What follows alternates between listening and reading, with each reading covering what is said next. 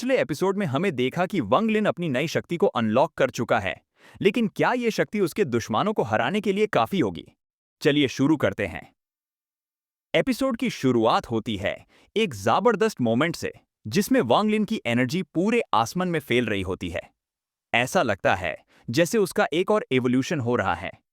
क्या अब वो सच में अमर बनने की तरफ बढ़ रहा है? और तभी एक नए विलन की एंट्री होती है।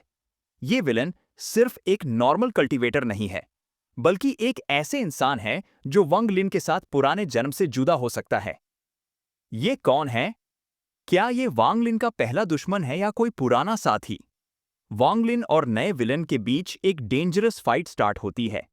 दोनों की स्पिरिचुअल पावर कोलाइड करती है और आसमान बिजलियों से भर जाता है।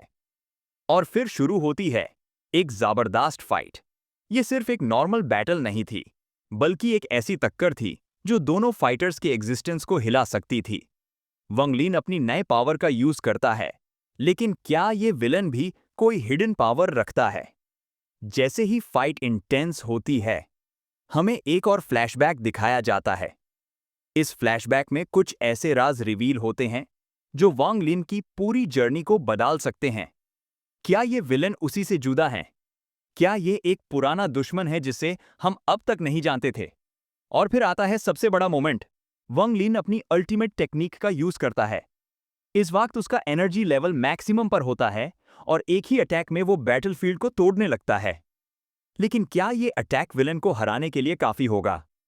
ये एपिसोड एक धमाकेदार क्लिफ हैंगर पे एंड होता है। क्या वांग लिन जीतेगा या विलन की कोई और हिडन पावर सामने आएगी? अगले एपिसोड में क्या होगा? ये सब जानने के लिए बने रहिए हमारे साथ।